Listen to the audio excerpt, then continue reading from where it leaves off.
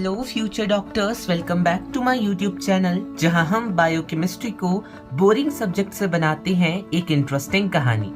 पिछली क्लास में हमने क्रेब्स साइकिल का इंट्रोडक्शन देखा था। याद है, हमने डिस्कस किया था कि ये एक एम्फीबॉलिक पाथवे है, यानी कि कैटाबॉलिक और एनाबॉलिक दोनों प्रोसेस यहाँ पर देखने के लिए मिलती है। और मैंने आपसे ये वादा किया था कि अगली क्लास में हर स्टेप, हर एक एंजाइम को एक मस्त निमोनिक के साथ आपको याद करवाऊंगा। तो तैयार हो जाओ, आज हम करने वाले हैं क्रेब्स साइकिल को स्टेप बाय स्टेप, और साथ ही देखेंगे कि एक ग्लूकोज का मॉलिक्यूल कैसे बनाता है 38 एटीपी का जैकपॉट। इमेजिन कीजिए स्टूडेंट्स, अगर ग्लूकोज सिर्फ ग्लाइकोलिसिस तक रुक जाए तो कितनी एनर्जी मिलेगी? सिर्फ 2 एटीपी। और अगर ग्लूकोज को हम पूरा क्रेब्स साइकिल एंड एटीसी तक ले जाएं तो 38 एटीपी। यही है पावर ऑफ मेटाबॉलिज्म और इसी को समझना है आज। So students, let's start. देखिए, हम जब भी अपनी क्रेब्स साइकिल को अपनी टेक्स्ट बुक में पढ़ते हैं तो हमेशा हम इसे लिंक रिएक्शन से स्टार्ट करते हैं, यानी कि हम सबसे पहले पायरुविक एसिड का एसिटाइल कोएंजाइम ए में कन्वर्जन पढ़ते हैं। सो हम भी इसी टेक्निक का यूज करते हुए, सेम आपकी टेक्स्ट बुक के मेथड का यूज करते हुए पूरी क्रेब्स साइकिल को स्टडी करेंगे। स्टूडेंट्स, अगर आपने लिंक रिएक्शन वाला लेक्चर अटेंड नहीं किया है तो पहले आप उसे जरूर अटेंड करें फॉर द कंफर्मेशन कि आपका पूरा का पूरा फ्लो मेंटेन हो। नाउ अगर हम देखें कि जब भी आपकी ग्लाइकोलिसिस के कंप्लीट होने के बाद आपको पायरुविक एसिड मिलता है विच इज 3 कार्बन कंपाउंड, तो इसको सबसे पहले क्रेब्स साइकिल के सबस्ट्रेट में कन्वर्ट करना पड़ता है, दैट इज एसिटाइल कोएंजाइम ए। और यही मेन पर्पस होता है लिंक रिएक्शन का। हमने ये भी समझा था कि पायरुविक एसिड से एसिटाइल कोएंजाइम ए में कन्वर्जन के दौरान आप देख रहे हो पायरुविक एसिड 3 कार्बन कंपाउंड है जबकि acetyl coenzyme A 2 carbon compound है। It means there is reduction in carbon number. जब कार्बन नंबर में रिडक्शन होता है तो मैं आपको ऑलरेडी बता चुका हूं कि ग्लाइकोलिसिस हो चाहे आपका मेटाबॉलिज्म हो कार्बोहाइड्रेट का, हर एक स्टेप में अगर आपके कार्बन के नंबर में रिडक्शन देखने के लिए मिलता है सो वो कार्बन डाइऑक्साइड की फॉर्म में देखने के लिए मिलेगा। यानी कि पायरुविक एसिड से एसिटाइल कोएंजाइम ए में कन्वर्जन के दौरान आपका एक कार्बन कार्बन डाइऑक्साइड की फॉर्म में निकल जाता है। The reduction in carbon dioxide, this process is known as decarboxylation. Also you can see pyruvic acid के पास कोई कोएंजाइम ए नहीं है, जबकि एसिटाइल कोएंजाइम ए बनने के दौरान आपके प्रोडक्ट के पास कोएंजाइम ए पाया जा रहा है। और अगर कोएंजाइम ए है यानी कि कोएंजाइम ए का एडिशन हुआ होगा लिंक रिएक्शन में। That is why we have shown coenzyme A which is involving in the reaction. Also pyruvic acid को जब भी एसिटाइल कोएंजाइम ए में कन्वर्ट किया जाता है तो जो एक्चुअल प्रोसेस होती है दैट इज ऑक्सीडेशन। और ऑक्सीडेशन में होता क्या है? इलेक्ट्रॉन का रिमूवल होता है इन द फॉर्म ऑफ हाइड्रोजन। और इस हाइड्रोजन को आपकी सेल कभी खाली नहीं छोड़ती है, इस वजह से सेल के अंदर आपका एक कोएंजाइम होता है दैट इज NAD, जो इस इलेक्ट्रॉन को हाइड्रोजन की फॉर्म में कैच कर NADH में कन्वर्ट हो जाता है। क्योंकि आपकी इस प्रोसेस के दौरान ऑक्सीडेशन की वजह से डीहाइड्रोजनेशन देखने के लिए मिला, लॉस ऑफ हाइड्रोजन देखने के लिए मिला इन the form of electron. So dehydrogenation की प्रोसेस की वजह से इस रिएक्शन में जो एंजाइम यूज होगा दैट इज डीहाइड्रोजनेज। क्योंकि डीहाइड्रोजनेशन पायरुविक एसिड से हुआ है तो एंजाइम का नाम होगा पायरुवेट डीहाइड्रोजनेज, क्योंकि डीहाइड्रोजनेशन पायरुवेट से हुई है। Understand? Now one of the most important criteria कि लिंक रिएक्शन को लिंक रिएक्शन के अलावा ऑक्सीडेटिव डीकार्बोक्सिलेशन भी कहा जाता है। द रीजन बिहाइंड इट, क्योंकि यहाँ पर 2 मेन रिएक्शन चल रही है। First of all oxidation and second one is decarboxylation. For those reasons this link reaction is also known as oxidative decarboxylation. Understand? So students, अब स्टार्ट करते हैं Krebs cycle को। ये समझते हैं कि सबसे पहला वो कौन सा सबस्ट्रेट है जो क्रेब्स साइकिल में इन्वॉल्व हो रहा होता है। So the initial substrate which is involve in the Krebs cycle that is acetyl coenzyme ए। जब भी आपकी क्रेब्स साइकिल स्टार्ट होती है तो आपके एसिटाइल कोएंजाइम ए को कैच करने के लिए आ जाता है oxalo acetic acid. Oxalo acetic acid क्योंकि सबसे पहले क्रेब्स साइकिल में एसिटाइल कोएंजाइम ए के साथ कंबाइन हो रहा है, सो for that reason oxaloacetic acid is also known as acceptor of TCA cycle. इसे टीसीए साइकिल का एक्सेप्टर भी कहा जाता है क्योंकि टीसीए साइकिल का जो एक्चुअल सबस्ट्रेट है उसे सबसे पहले जिसने कैच किया है that is oxaloacetic acid. ये ऑक्सैलो एसिटिक एसिड 4 कार्बन वाला कंपाउंड है। जब ये एसिटाइल कोएंजाइम ए यानी कि 2 कार्बन वाले कंपाउंड के साथ रिएक्शन में जाता है सो यहां पर चलती है कंडेंसेशन। कंडेंसेशन में यहां पर H2O का इन्वॉल्वमेंट देखने के लिए मिलता है और आफ्टर द रिएक्शन जो प्रोडक्ट बनता है that is of about 6 carbon compound, क्योंकि 4 कार्बन ऑक्सैलो एसिटिक एसिड के थे और 2 कार्बन एसिटाइल कोएंजाइम ए के थे। अल्टीमेटली जो प्रोडक्ट बना that is known as citric acid. Now as you can see हमने इंट्रोडक्टरी सेक्शन में भी ये डिस्कस किया था, क्योंकि आपकी क्रेब्स साइकिल का पहला प्रोडक्ट जो है वो सिट्रिक एसिड है यानी कि सिट्रेट है। For that reason we also called Krebs cycle as citric acid cycle. Now students, आप यही तो समझ चुके हो कि ऑक्सैलो एसिटिक एसिड और एसिटाइल कोएंजाइम ए के कॉम्बिनेशन से सिट्रिक एसिड बना है, लेकिन इस रिएक्शन में जो कंडेंसेशन चली थी वहां पर इस कंडेंसेशन को कंडक्ट करवाने के लिए वो एंजाइम कौन सा था? क्योंकि स्टूडेंट्स आपका जो प्रोडक्ट बना है दैट इज सिट्रिक एसिड। क्योंकि सिट्रिक एसिड का सिंथेसिस हुआ है तो स्टूडेंट्स एंजाइम का नाम है citrate synthase which helps in this condensation reaction and combining oxaloacetic acid and acetyl coenzyme A to ultimately form citric acid. Understand? Now moving towards the second step. Student, Krebs cycle को पढ़ते वक्त आपको कुछ चीज़ों का ध्यान रखना होगा। सबसे पहली चीज़, आपके प्रोडक्ट और सबस्ट्रेट में एक्चुअल डिफरेंस क्या है। अगर कार्बन के नंबर में रिडक्शन हुआ है तो वो सबसे इंपॉर्टेंट क्राइटेरिया होता है। इसके अलावा जब आपका कोई सबस्ट्रेट प्रोडक्ट में कन्वर्ट हो रहा हो तो रिएक्शन कौन सी चल रही है, अगर आपको ये पता है तो इट मीन्स आप एंजाइम का नाम बना सकते हो। As you can see in the second reaction जहां पर अब आपका सबस्ट्रेट क्या होगा, सिट्रिक एसिड। तो जो सिट्रिक एसिड जब क्रेब्स साइकिल में कंटिन्यू करता है सो सिट्रिक एसिड सबस्ट्रेट से जो प्रोडक्ट बनता है that is cis aconitic acid. Now citric acid से जब सिस अकोनिटिक एसिड बना तो दोनों के पास 6 कार्बन है, यानी कि यहाँ पर किसी भी कार्बन में रिडक्शन देखने के लिए नहीं मिली, यानी कि स्टूडेंट्स यहाँ पर कोई भी कार्बन डाइऑक्साइड इवॉल्व नहीं हुई होगी। सो स्टूडेंट्स यहाँ पर एक्चुअल जो प्रोसेस चली है that is isomerisation. Citric acid और सिस अकोनिटिक एसिड दोनों एक दूसरे के आइसोमर होते हैं। यहाँ पर आइसोमराइजेशन की जरूरत इसीलिए पड़ी क्योंकि सिट्रिक एसिड आपकी क्रेब्स साइकिल में इतना ज्यादा रिएक्टिव नहीं होता है, जबकि हमें क्रेब्स साइकिल में अल्टीमेटली ग्लूकोज को कंप्लीटली तोड़ने के लिए इसे रिएक्शन में कंटिन्यू रखना जरूरी है। तो रिएक्शन में कंटिन्यूटी मेंटेन रहे इसलिए हमने सिट्रिक एसिड को उसके आइसोमर में कन्वर्ट कर दिया, जो कि सिट्रिक एसिड के कंपैरेटिव में थोड़ा ज्यादा रिएक्टिव है, that is cis aconitic acid. अब क्योंकि यहां पर प्रोसेस आइसोमराइजेशन हुई है सो ड्यूरिंग आइसोमराइजेशन एंजाइम होगा आइसोमरेज, और क्योंकि सबस्ट्रेट के आइसोमराइजेशन हुई है तो आइसोमरेज के आगे सबस्ट्रेट का नाम लगा देंगे दैट इज सिट्रेट आइसोमरेज। आपकी टेक्स्ट बुक इस सिट्रेट आइसोमरेज को अकोनिटेज के नाम से भी आपको बताती है। ऑलवेज रिमेंबर स्टूडेंट्स, जब भी आपकी यहाँ पर आइसोमराइजेशन चल रही होती है तो आपका एक H2O का मॉलिक्यूल इवॉल्व हो रहा होता है, as you can see in the picture. Now students, in the next step as you can see cis aconitic acid अब आपका सबस्ट्रेट की तरह एक्ट करेगा फॉर दी क्रेब्स साइकिल, और इसके बाद जो प्रोडक्ट बनता है दैट इज आइसोसिट्रिक एसिड। सबसे पहले आपको ये देखना है कि सबस्ट्रेट और प्रोडक्ट में कहीं पर कार्बन नंबर में रिडक्शन तो नहीं हुआ है।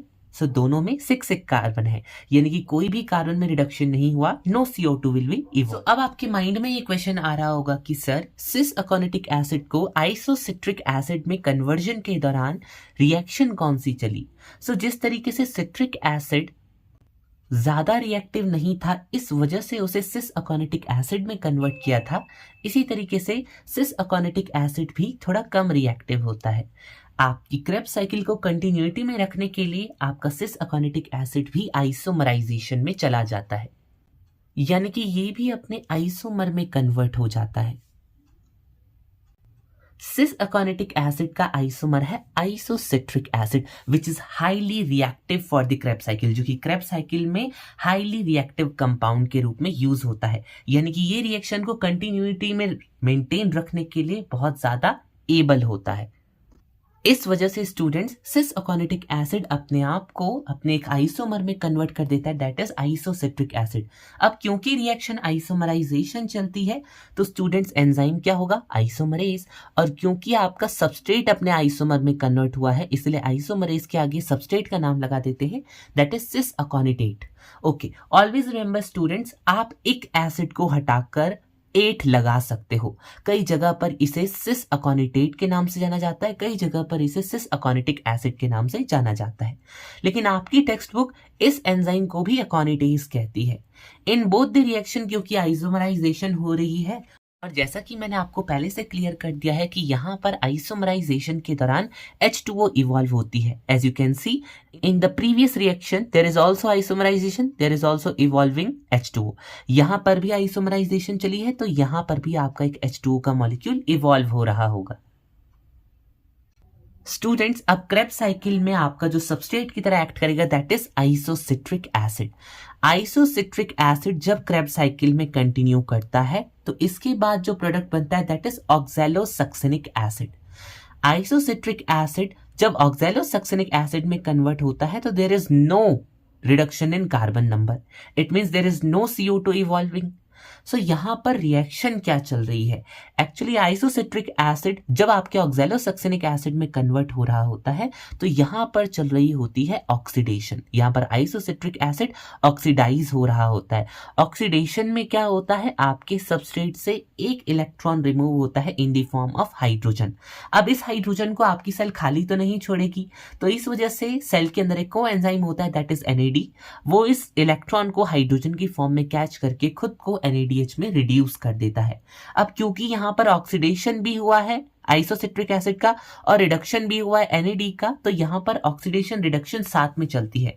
मैं आपको पहले भी ये चीज बता चुका हूं, जहां पर ऑक्सीडेशन रिडक्शन साथ में चलती है वहां पर जो भी एंजाइम यूज होते हैं they belongs to the oxidoreductase family of enzyme, जिन्हें हम एंजाइम वाले सेक्शन में डिस्कस करेंगे। लेकिन यहाँ पर क्योंकि आपकी मेन प्रोसेस जो है दैट इज ऑक्सीडेशन, और ऑक्सीडेशन की वजह से हाइड्रोजन का डिलीशन हुआ है फ्रॉम द आइसोसिट्रिक एसिड, तो प्रोसेस हो गई डीहाइड्रोजनेशन, और जो एंजाइम यूज होगा दैट इज डीहाइड्रोजनेज। अब ये डीहाइड्रोजनेशन हुई आपके सबस्ट्रेट से है, इसलिए डीहाइड्रोजनेज के आगे आप सबस्ट्रेट का नाम लगा देते हो। So the enzyme is known as isocitrate dehydrogenase. क्योंकि यहां पर NADH बन रहा है और NADH आपका एक indirect form of ATP synthesis है, तो जहां पर इनडायरेक्टली ATP सिंथेसिस होती है वहां पर आपका जो फॉस्फोराइलेशन होता है that is oxidative phosphorylation. OP means oxidative phosphorylation, indirect ATP formation. Now अब आपका जो ऑक्सैलोसक्सिनिक एसिड बना है अब ये एक्ट करेगा as a substrate for the Krebs cycle. In the next reaction oxalosuccinic acid convert हो जाता है इनटू अल्फा कीटोग्लूटारिक एसिड। यहां पर आप सबस्ट्रेट और प्रोडक्ट में कार्बन नंबर में रिडक्शन देख सकते हो, क्योंकि कार्बन नंबर में रिडक्शन हुआ है यानी कि यहां पर आपकी कार्बन जो है वो CO2 की फॉर्म में इवॉल्व होता हुआ देखने के लिए मिलता है।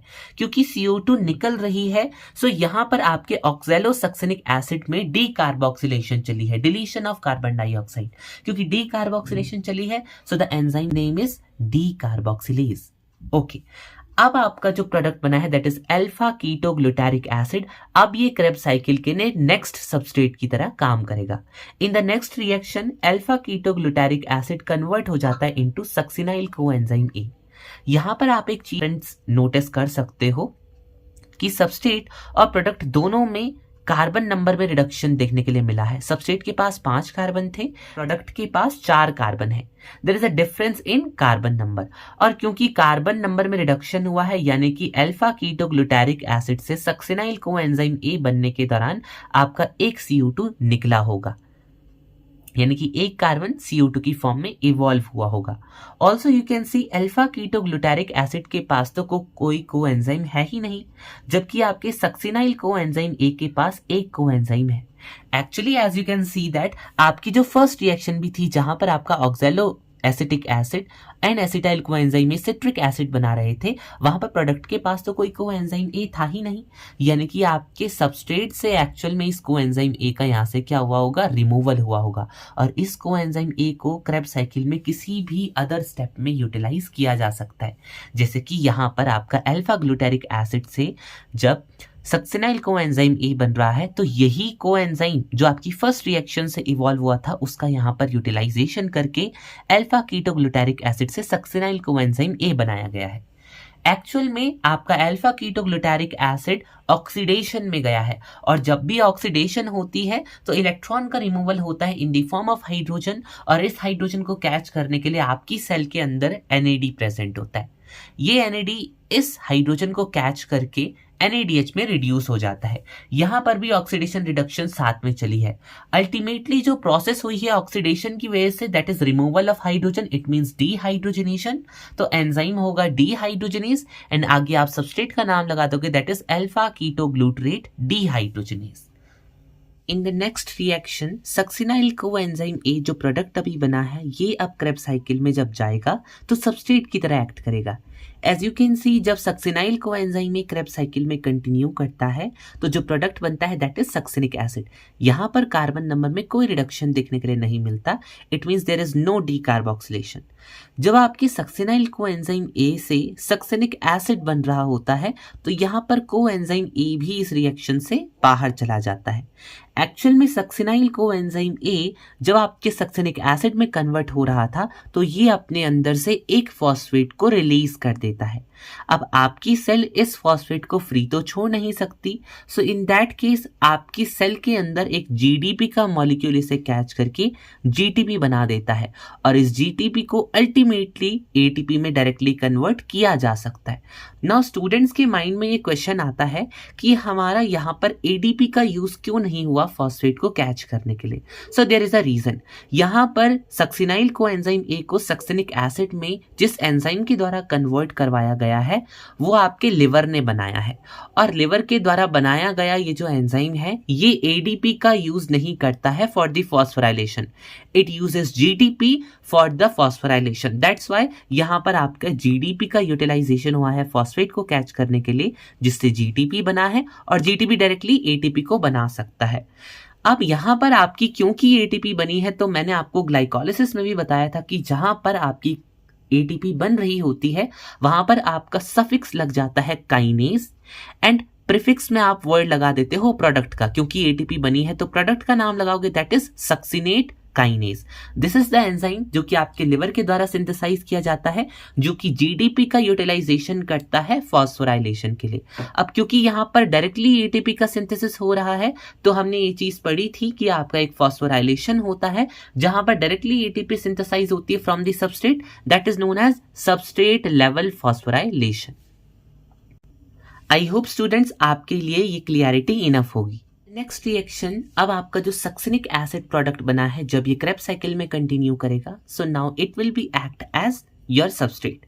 सक्सिनिक एसिड जब आपके क्रेब्स साइकिल में कंटिन्यू करता है तो जो प्रोडक्ट बनता है that is fumaric acid. There is no reduction in carbon number, it means there is no decarboxylation. Actual में जब सक्सिनिक एसिड फ्यूमेरिक एसिड में कन्वर्ट होता है तो इस प्रोसेस के दौरान एक्चुअल में ऑक्सीडेशन चलता है। यहाँ पर ऑक्सीडेशन 2 इलेक्ट्रॉन का साथ में देखने के लिए मिलता है। क्योंकि यहाँ पर ऑक्सीडेशन ज्यादा हुआ है तो यहाँ पर आपकी सेल के अंदर FAD नाम का कोएंजाइम आता है जो कि इन 2 इलेक्ट्रॉन को जो कि हाइड्रोजन की फॉर्म में इवॉल्व हुए हैं उन्हें कैच कर कर अपने आप को FADH2 में कन्वर्ट कर देता है। यहाँ पर भी स्टूडेंट्स के माइंड में क्वेश्चन आता है कि अभी तक हम ऑक्सीडो रिडक्टेशन रिएक्शंस में NAD और NADH का यूज कर रहे हैं, यहाँ पर FADH2 का यूज क्यों किया?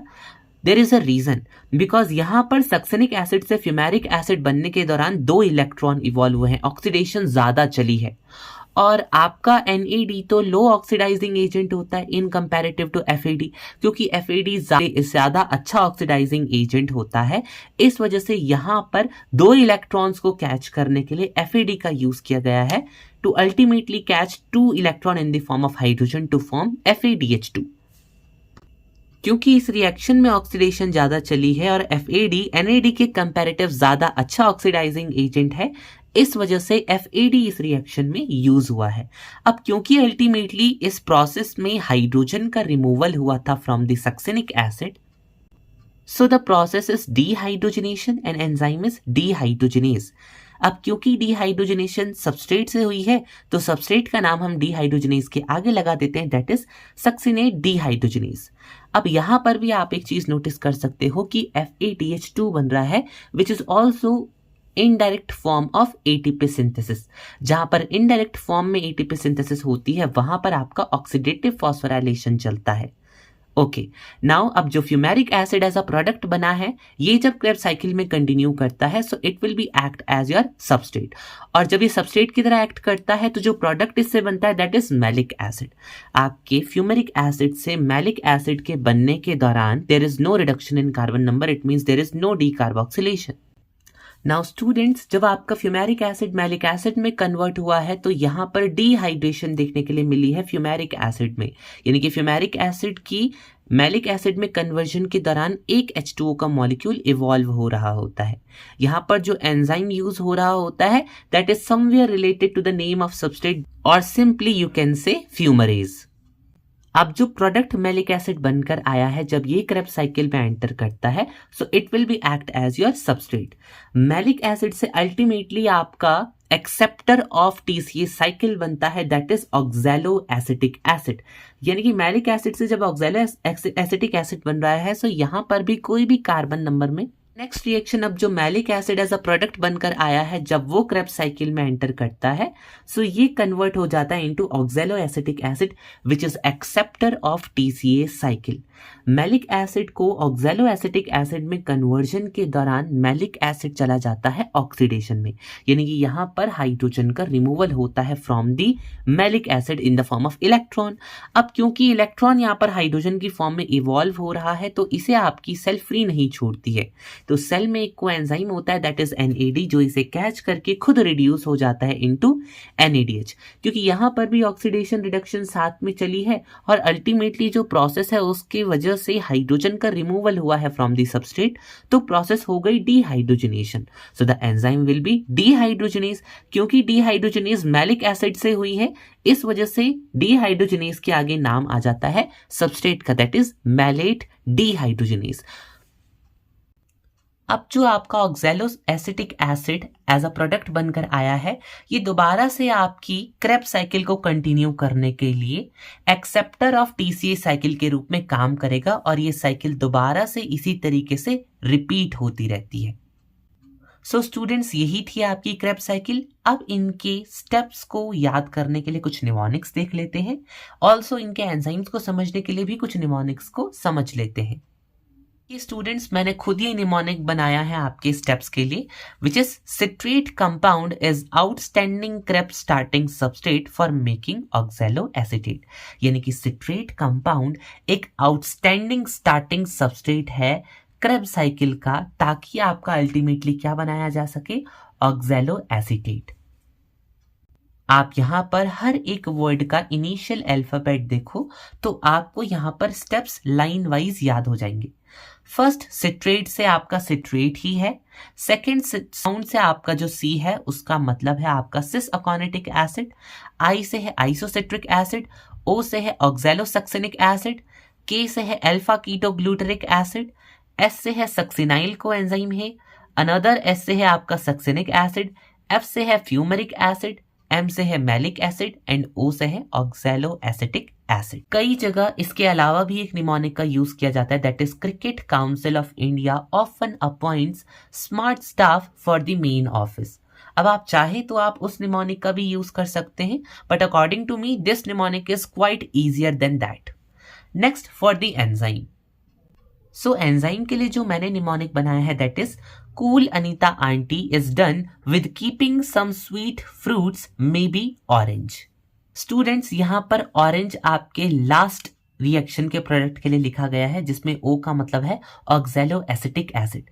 बाकी सारे के सारे वर्ड्स के इनिशियल आपको 10 डिफरेंट एंजाइम का नाम याद करवाने में हेल्प करेंगे।